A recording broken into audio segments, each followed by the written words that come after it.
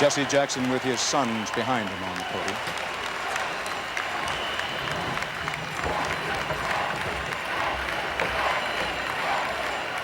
Thank you.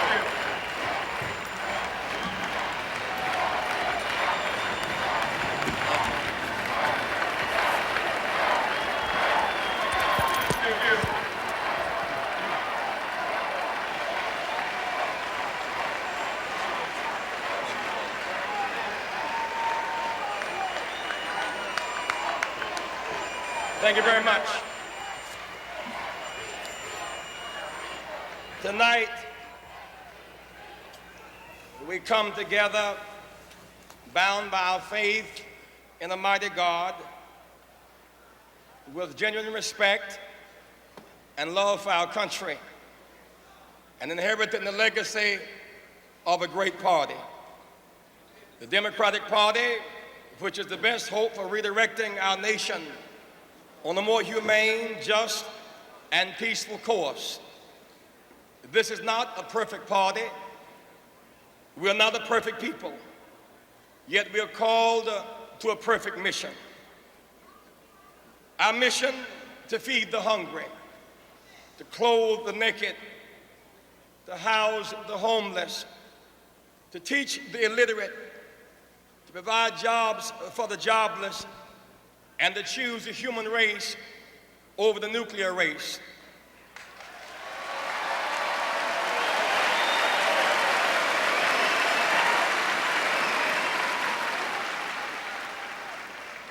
We are gathered here this week to nominate a candidate and adopt a platform which will expand, unify, direct, and inspire our party and the nation to fulfill this mission. My constituency is the desperate, the damned, the disinherited, the disrespected, and the despised. They are restless and seek relief. They have voted in record numbers. They have invested the faith, hope, and trust that they have in us. The Democratic Party must send them a signal that we care. I pledge my best not to let them down. There is the call of conscience, redemption, expansion, healing, and unity. Leadership must heed the call of conscience, redemption, expansion, healing, and unity, for they are the key to achieving our mission. Time is neutral and does not change things. With courage and initiative, leaders change things. No generation can choose the age or circumstance in which it is born, but through leadership, it can choose to make the age in which it is born an age of enlightenment, an age of jobs and peace and justice. Only leadership, that intangible combination of gifts, discipline, information, circumstance, courage, timing, will, and divine inspiration, can lead us out of the crisis in which we find ourselves. Leadership can mitigate the misery of our nation. Leadership can part the waters and lead our nation in the direction of the promised land. Leadership can lift the boats stuck at the bottom. I've had the rare opportunity to watch 7 men and then 2 pour out their souls, offer their service, and heed the call of duty to direct the course of our nation. There is a proper season for everything. There is a time to sow and a time to reap. There's a time to compete and a time to cooperate. I ask for your vote on the first ballot as a vote for a new direction for this party and this nation, a vote of conviction, a vote of conscience. But I will be proud to support the nominee of this convention for the presidency of the United States of America.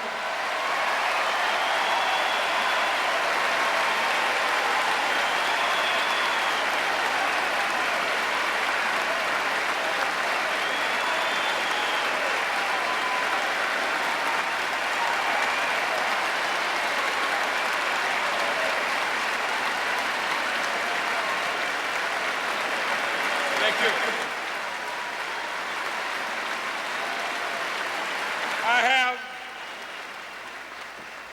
I have watched the leadership of our party develop and grow. My respect for both Mr. Mondale and Mr. Hart is great.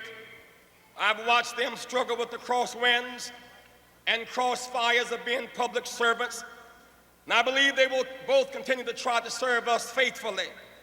I'm elated by the knowledge that for the first time in our history, a woman, Geraldine Ferraro, will be recommended to share our ticket.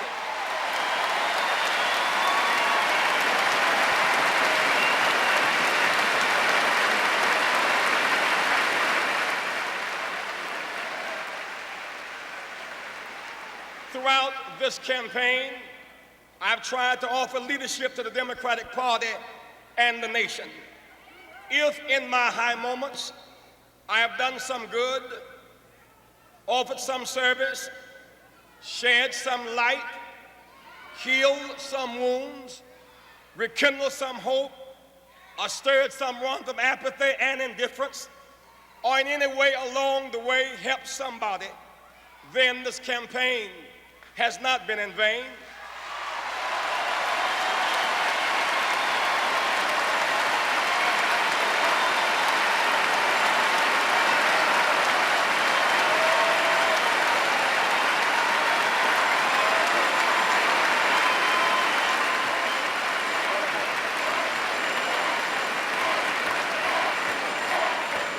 For friends who loved and cared for me, and for a God who spared me, and for a family who understood, I'm eternally grateful.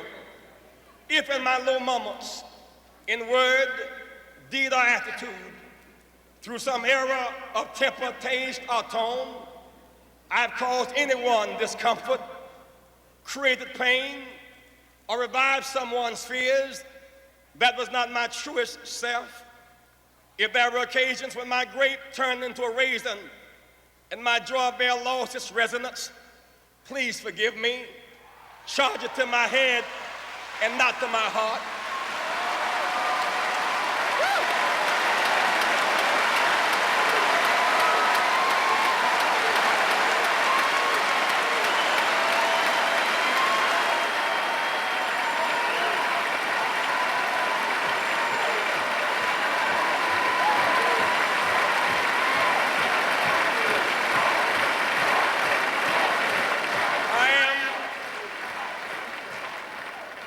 My head, so limited in its finitude, my heart, which is boundless in its love for the human family. I am not a perfect servant. I am a public servant, doing my best against the odds as I develop and serve. Be patient. God is not finished with me yet.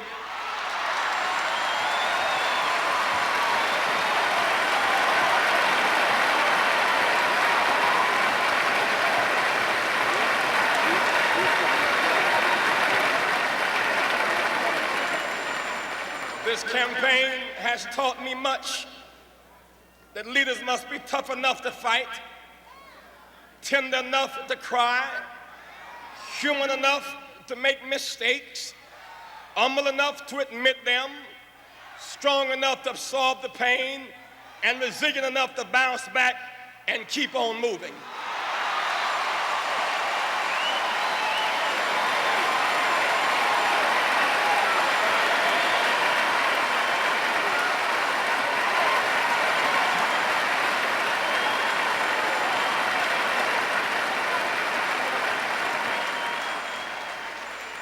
For leaders, the pain is often intense, but you must smile through your tears and keep moving with the faith that there's a brighter side somewhere. I went to see Hubert Humphrey 3 days before he died. He had just called Richard Nixon from his dying bed, and many people wondered why. And I asked him, he said, Jesse, from this vantage point, the sun setting in my life, all of the speeches, the political conventions, the crowds, and the great fights are behind me now. At a time like this, you are forced to deal with your irreducible essence, forced to grapple with that which is really important to you. And what I've concluded about life, Hubert Humphrey said, when all is said and done, we must forgive each other and redeem each other and move on. Our party is emerging from one of its most hard-fought battles for the Democratic Party's presidential nomination in our history. But our healthy competition should make us better, not bitter. We must use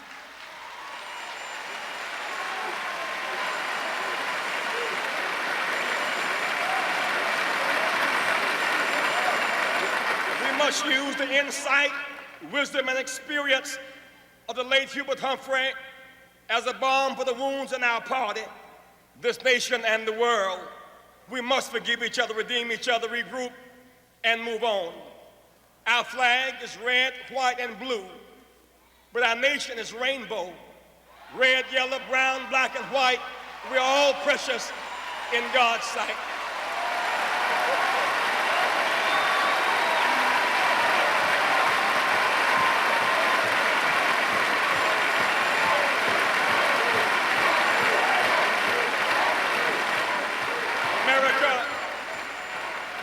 America is not like a blanket, one piece of unbroken cloth, the same color, the same texture, the same size.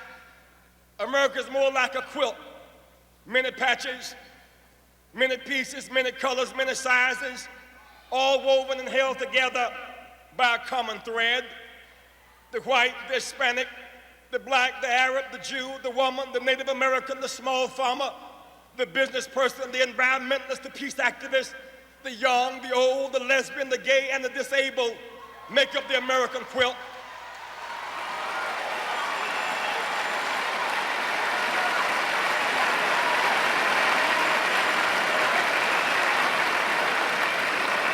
Even in our fractured state, all of us count and fit somewhere.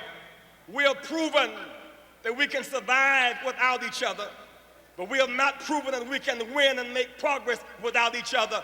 We must come together.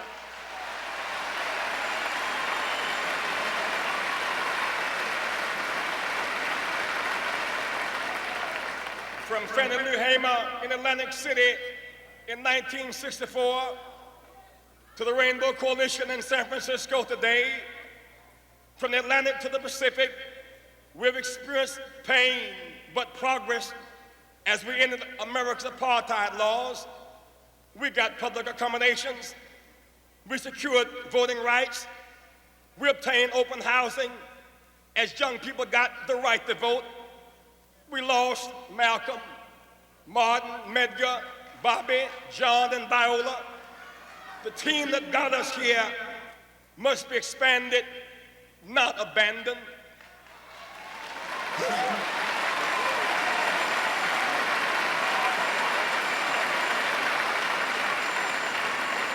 20 years ago, tears welled up in our eyes as the bodies of Swerner, Goodman, and Cheney were dredged from the depths of a river in Mississippi.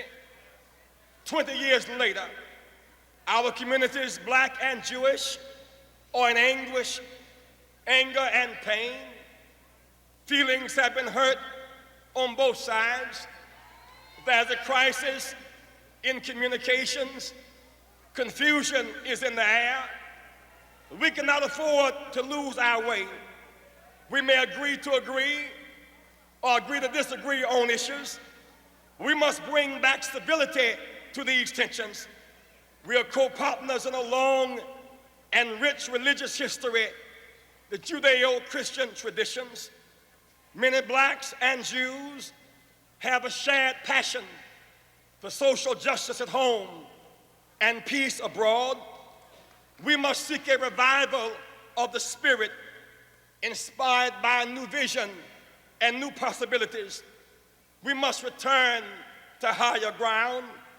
We are bound by Moses and Jesus, but also connected with Islam and Muhammad. These three great religions, Judaism, Christianity, and Islam, were all born in the revered and holy city of Jerusalem. We're bound by Dr. Martin Luther King Jr. and Rabbi Abraham Heschel crying out from their graves for us to reach common ground. We're bound by shed blood and shed sacrifices. We're much too intelligent, much too bound by Judeo-Christian heritage, much too victimized by racism, sexism, militarism, and anti-Semitism, much too threatened as historical scapegoats to grow undivided one from another. We must turn from finger-pointing to clasp hands. We must share our burdens and our joys with each other once again. We must turn to each other and not on each other and choose higher ground.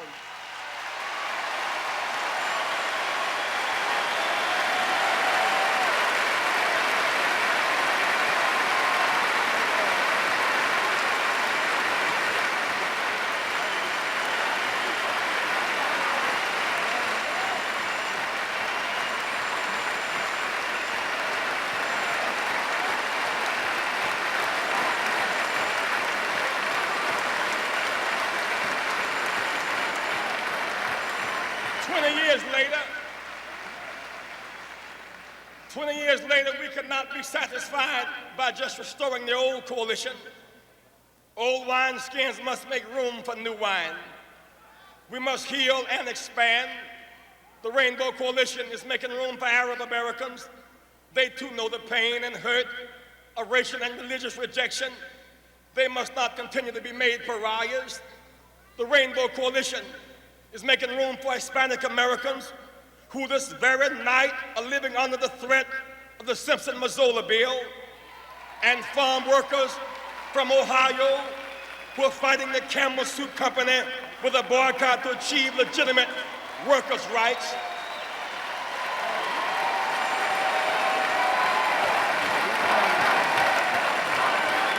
The Rainbow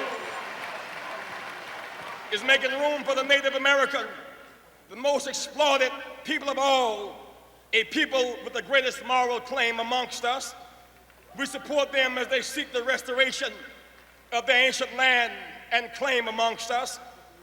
We support them as they seek the restoration of land and water rights, as they seek to preserve their ancestral homelands and the beauty of a land that was once all theirs.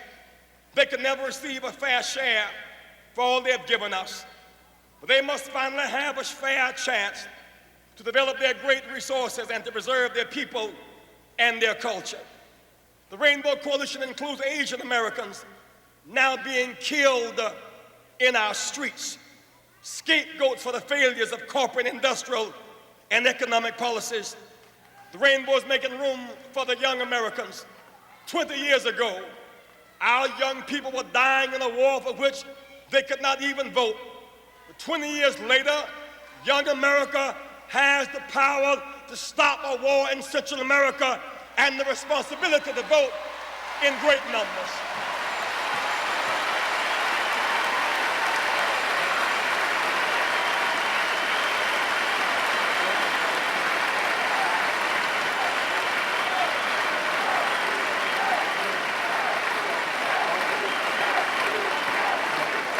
Young America must be politically active in 1984.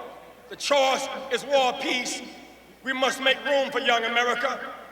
The rainbow includes disabled veterans. The color scheme fits in the rainbow. The disabled have their handicap revealed and their genius concealed, while the able-bodied have their genius revealed and their disability concealed. But ultimately, we must judge people by their values and their contribution. Don't leave anybody out. I would rather have Roosevelt in a wheelchair than Reagan on a horse.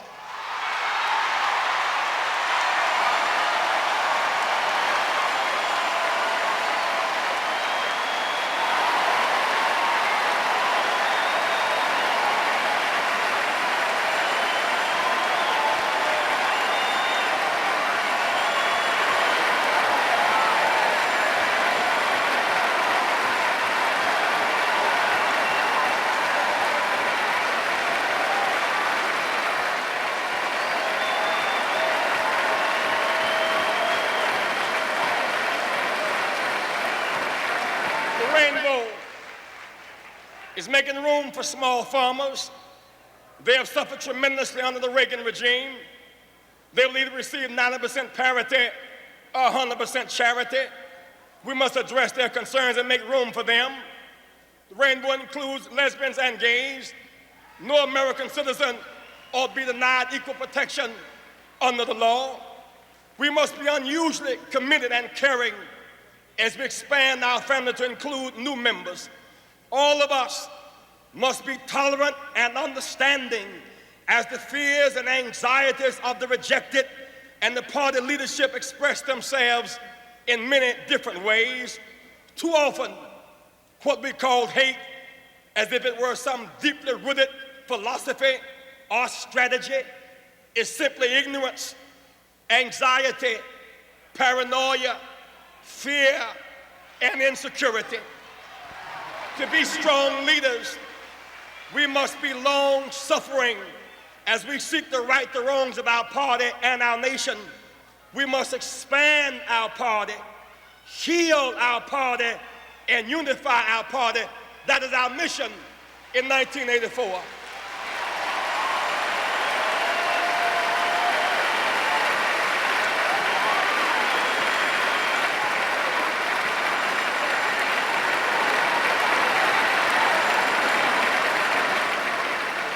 We are often reminded that we live in a great nation, and we do, but it can be greater still.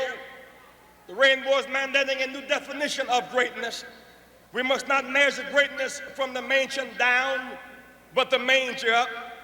Jesus said that we should not be judged by the bark we wear, but by the fruit that we bear. Jesus said that we must measure greatness by how we treat the least of these. President Reagan says the nation is in recovery. Those 90,000 corporations that made a profit last year but paid no federal taxes are recovering. The 37,000 military contractors who have benefited from Reagan's more than doubling the military budget in peacetime, surely they are recovering. The big corporations and rich individuals who received the bulk of the 3-year multi-billion tax cuts from Mr. Reagan are recovering. But no such recovery is underway for the least of these. Rising tides don't lift all boats, particularly those stuck at the bottom. For the boats stuck at the bottom, there's a misery index.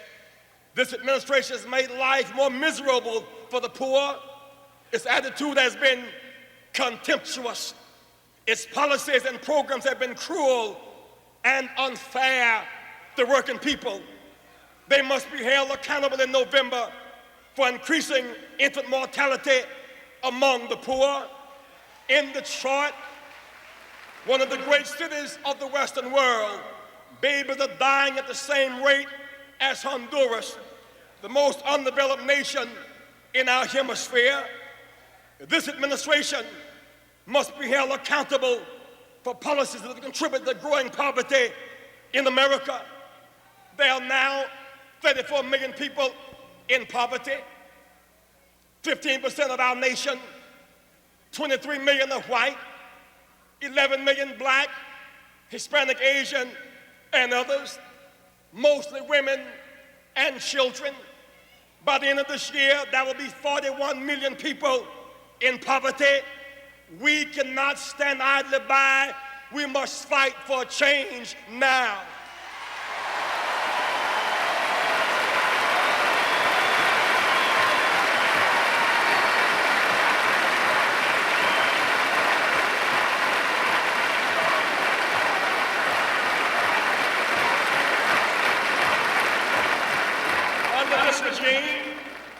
We look at Social Security.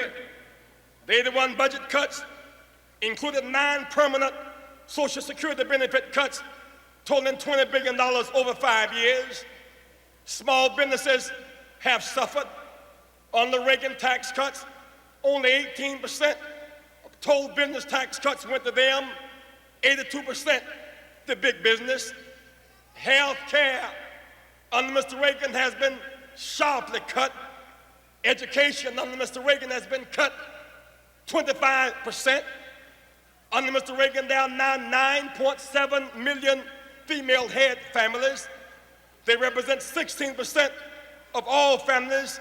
Half of all of them are poor.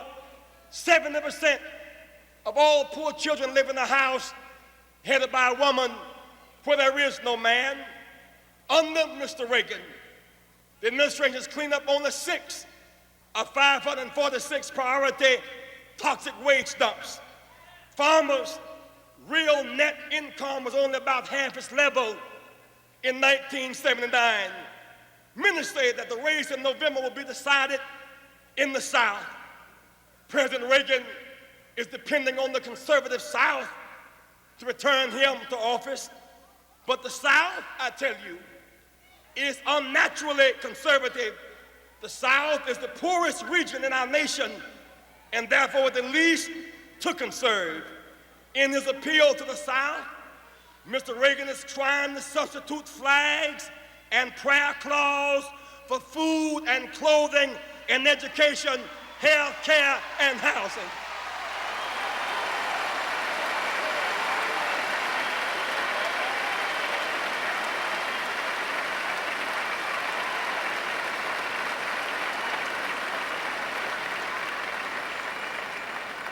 Mr. Reagan would ask us to pray, and I believe in prayer. I've come this way by the power of prayer, but then we must watch false prophecy. He cuts energy assistance to the poor, cut breakfast programs from children, cut lunch programs from children, cut job training from children, and then say to an empty table, let us pray.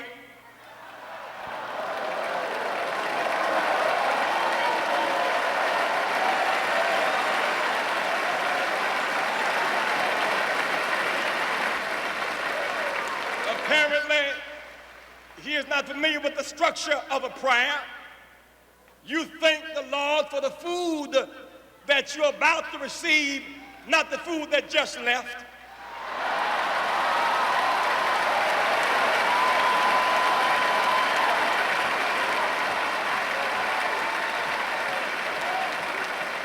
I think that we should pray, but don't pray for the food that left. Pray for the man that took the food to leave. We need a change. We need a change in November.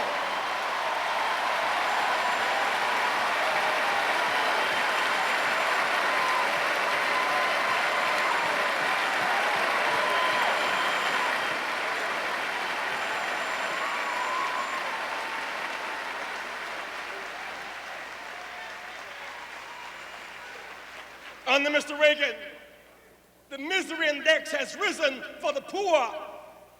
The danger index has risen for everybody. Under this administration, we've lost the lives of our boys in Central America, in Honduras, in Grenada, in Lebanon, a nuclear standoff in Europe. Under this administration, 1/3 of our children believe they will die in a nuclear war. The danger index is increasing in this world.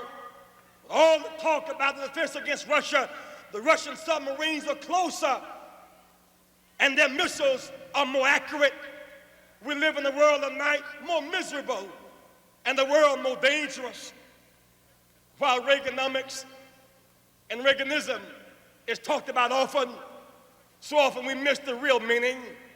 Reaganism is a spirit, but Reaganomics represent the real economic facts of life. In 1980, Mr. George Bush, a man with reasonable access to Mr. Reagan, did an analysis of Mr. Reagan's economic plan. Mr. George Bush concluded that Reagan's plan was voodoo economics. He was right.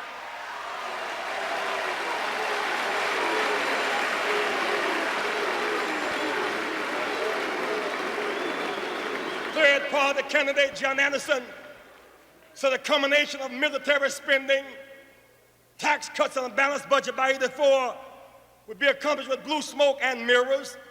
They were both right. Mr. Reagan talked about a dynamic recovery. There's some measure of recovery. 3.5 years later, unemployment has inched just below where it was when he took office in '81. There are still 8.1 million people officially unemployed, 11 million working only part-time. Inflation has come down, but let's analyze for a moment who has paid the price for this superficial economic recovery. Mr. Reagan curbed inflation by cutting consumer demand. He cut consumer demand with conscious and callous fiscal and monetary policies. He used the federal budget to deliberately induce unemployment and curb social spending. He then waged and supported tight monetary policies of the Federal Reserve Board to deliberately drive up interest rates, again to curb consumer demand created through borrowing. Unemployment reached 10.7%. We experienced skyrocketing interest rates. Our dollar inflated abroad. There were record bank failures, record farm foreclosures, record business bankruptcies, record budget deficits, record trade deficits. Mr. Reagan brought inflation down by destabilizing our economy and disrupting family life. He promised in 1980 a balanced budget, but instead we now have a record $200 billion budget deficit. Under Mr. Reagan, the cumulative budget deficit for his 4 years is more than the sum total of deficits from George Washington to Jimmy Carter combined. I tell you, we need a change.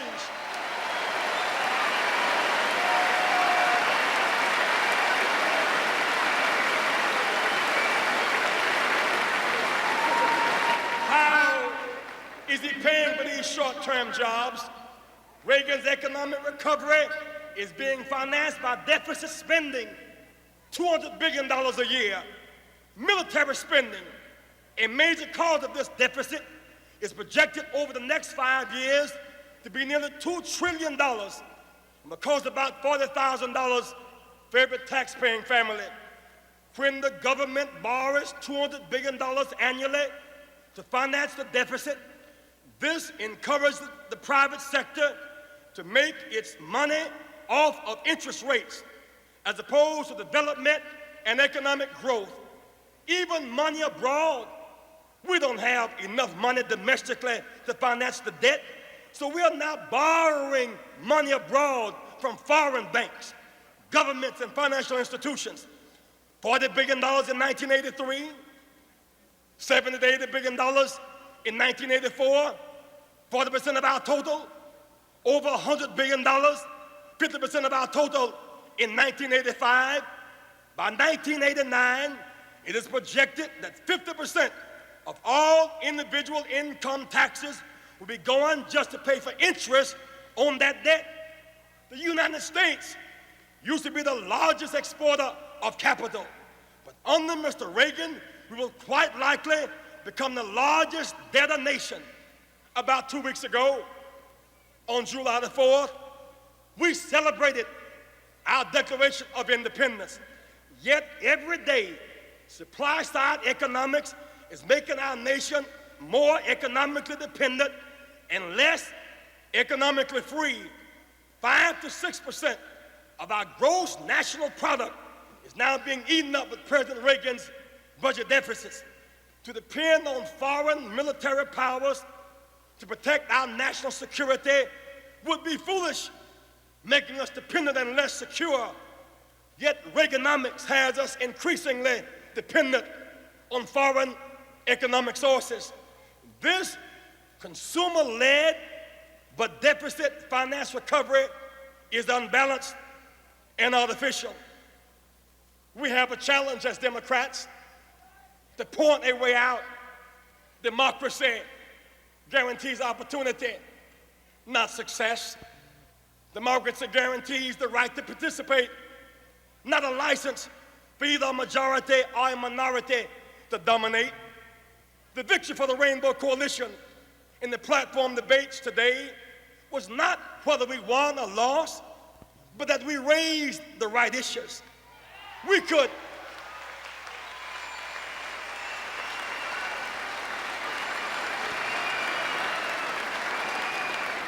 afford to lose the vote. Issues are non-negotiable. We could not afford to avoid raising the right questions. Our self-respect and our moral integrity were at stake. Our heads are perhaps bloody, but not bowed. Our back is straight. We can go home and face our people. Our vision is clear.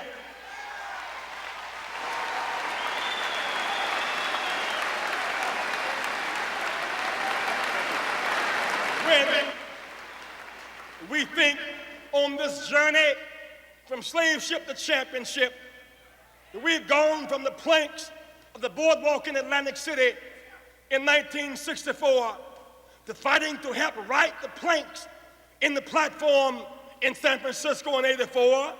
There is a deep and abiding sense of joy in our souls in spite of the tears in our eyes. Though there are missing planks, there is a solid foundation upon which to build.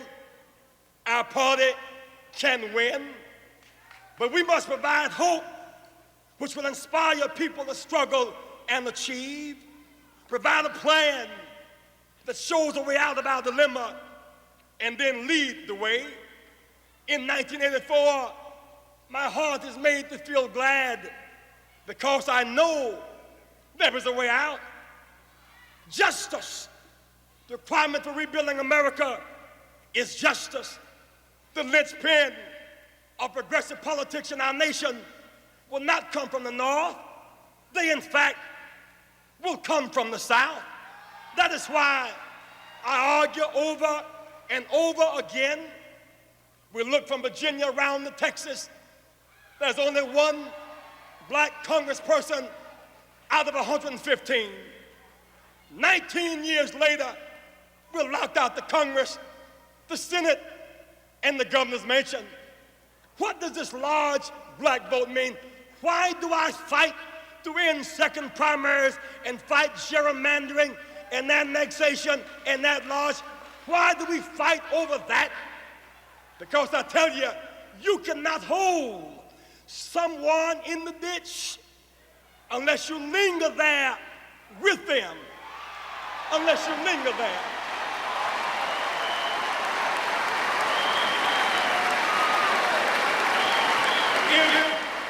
If you want a change in this nation, you enforce that Voting Rights Act, we'll get 12 to 20 black, Hispanic, female, and progressive congresspersons from the South. We can save the cotton, but we got to fight the boll weevils. We got to make a judgment. We got to make a judgment.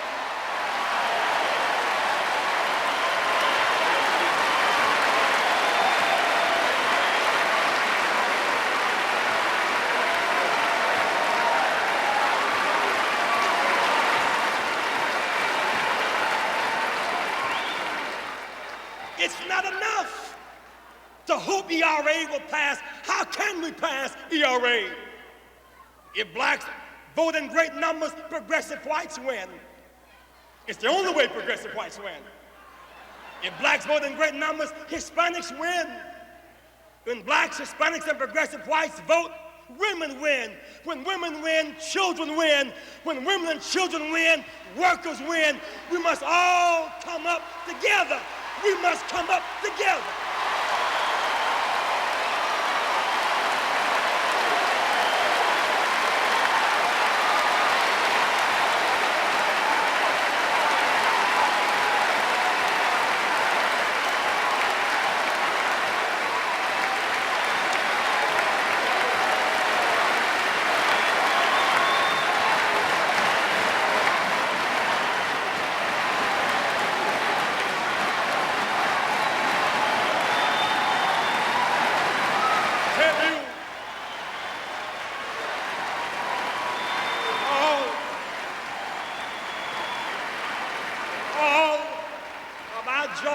Excitement. We must not save the world and lose our souls. We should never short circuit enforcing the Voting Rights Act at every level. When one of us rise, all of us will rise. Justice is the way out. Peace is the way out. We should not act as if nuclear weaponry is negotiable and debatable. In this world in which we live, we dropped the bomb on Japan and felt guilty. But in 1984, other folks also got bombs. This time, if we drop the bomb 6 minutes later, we too will be destroyed. It's not about dropping the bomb on somebody. It's about dropping a bomb on everybody. We must choose to develop minds over guided missiles and think it out and not fight it out. It's time for a change.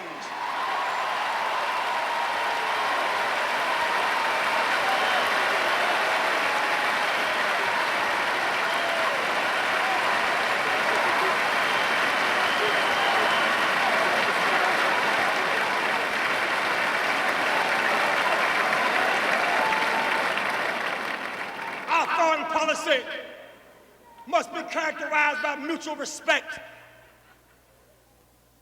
not by gunboat diplomacy, big stick diplomacy, and threats. Our nation at its best feeds the hungry. Our nation at its worst,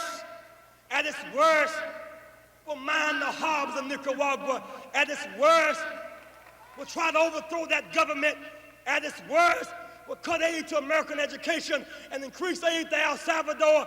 At its worst, our nation will have partnership with South Africa. That's a moral disgrace. It's a moral disgrace. It's a moral disgrace.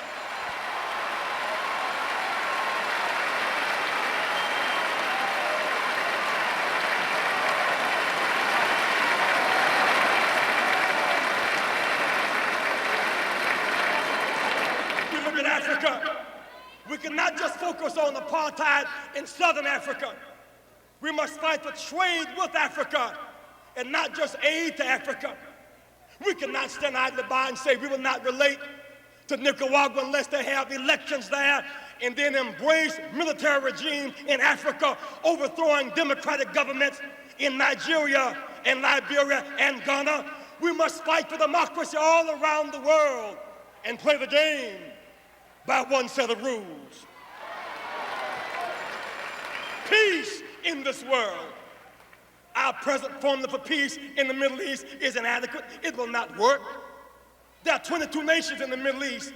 Our nation must be able to talk and act and influence all of them. We must build upon Camp David and measure human rights by one yardstick. In that region, we have too many interests and too few friends. There's a way out: jobs, put America back to work.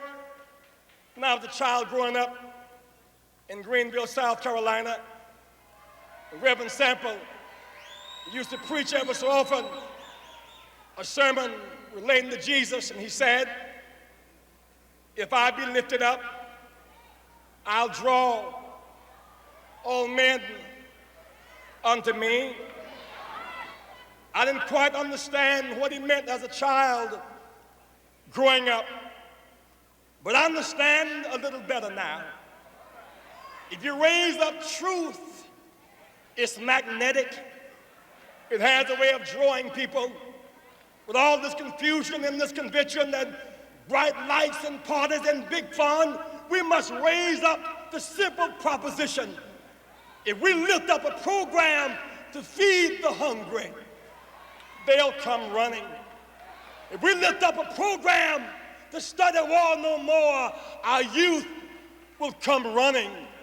If we lift up a program to put America back to work as an alternative to welfare and despair, they will come working. If we cut that military budget without cutting our defense and use that money to rebuild bridges and put steel workers back to work, and use that money and provide jobs for our cities, and use that money to build schools and pay teachers and educate our children and build hospitals and train doctors and train nurses, the whole nation will come running to us.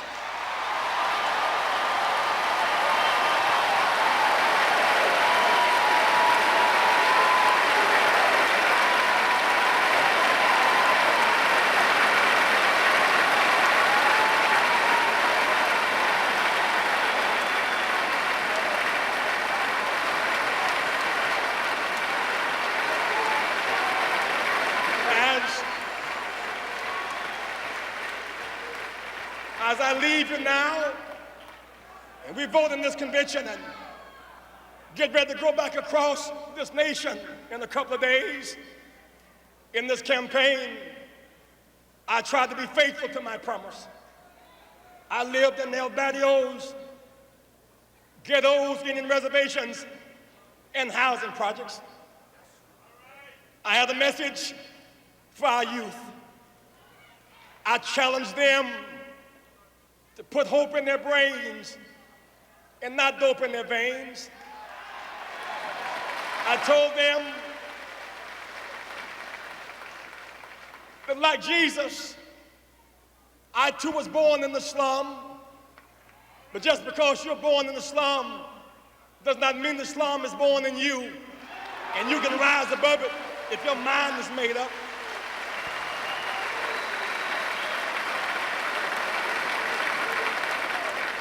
I told them in every slum there are two sides. When I see a broken window, that's the slummy side. Train some youth to become a glazer, that's the sunny side. When I see a missing brick, that's the slummy side. Let that child in the union and become a brick mason and build, that's the sunny side. When I see a missing door, that's the slummy side. Train some youth to become a carpenter, that's the sunny side. When I see the vulgar words and hieroglyphics of destitution on the walls, that's the slummy side. Train some youth to become a painter, an artist, that's the sunny side. We leave this place looking for the sunny side because there's a brighter side somewhere. I'm more convinced than ever that we can win. We'll fought up the rough side of the mountain. We can win.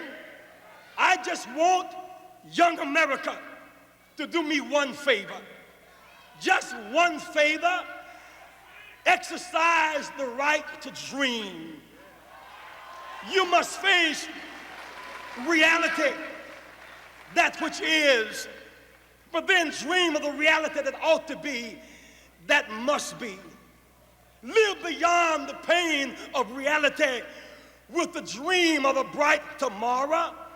Use hope and imagination as weapons of survival and progress.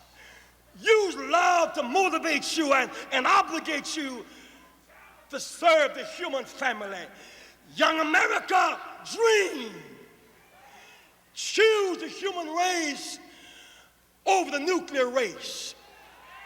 Bury the weapons and don't burn the people. Dream. Dream of a new value system. Teachers who teach for life and not just for a living. Teach because they can't help it. Dream of lawyers more concerned about justice than a judgeship. Dream of doctors more concerned about public health than personal wealth. Dream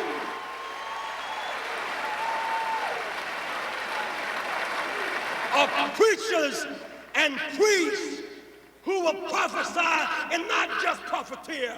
Preach and dream. Our time has come. Our time has come. Suffering breeds character. Character breeds faith. In the end, faith will not disappoint. Our time has come. Our faith, hopes, and dreams will prevail. Our time has come. Weeping has endured for a night, but now joy cometh in the morning. Our time has come. No grave can hold our body down. Our time has come. No lie can live forever. Our time has come. We must leave racial battleground and come the economic common ground and moral higher ground. America, our time has come. We've come from disgrace to amazing grace. Our time has come. Give me your tired, give me your poor, your huddled masses who yearn to breathe free. And come November, there will be a change because our time has come. Thank you and God bless you.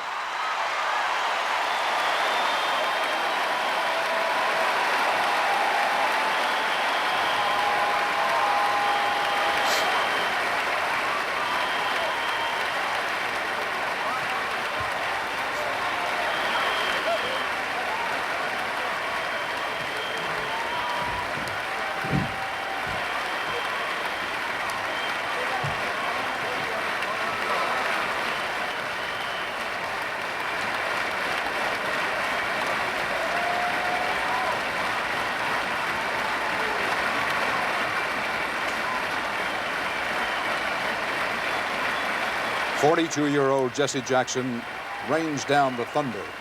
Thunderous applause for his address to this Democratic convention.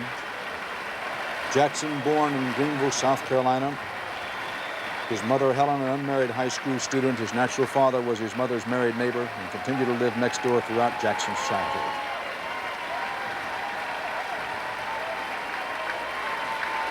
Jackson describes his childhood, quote, "I felt some pain, but I never knew hunger either for food or for love."